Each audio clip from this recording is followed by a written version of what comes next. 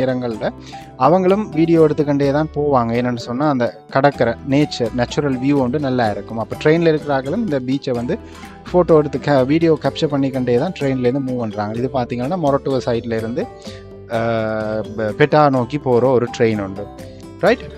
அப்போ இதெல்லாம் கொஞ்சம் அந்த இப்போ நீங்கள் எல்லாம் வரும்போது நீங்கள் தான் பார்த்து அவதானமாக கடந்து அந்த பீச்சுக்குள்ளே இறங்கணும். ஏன்னா அதில் எல்லாம் எந்த சேஃபான இதுகளும் செட்டப்ஸ் ஒன்றும் இல்லை, ரைட். அப்போ நாங்கள் இப்போ வந்து திரும்ப அந்த மற்ற சைடை நோக்கி நடந்து போவோம் அப்படின்னு சொல்லி இந்த ட்ரெயினையும் பார்த்துட்டு ட்ரெயினுக்குள்ளே இருந்தாக்கள் எங்களையும் வீடியோ எடுத்துகிட்டு போனாங்க. நாங்கள் மாறி அவங்களையும் வீடியோ எடுத்தோம்.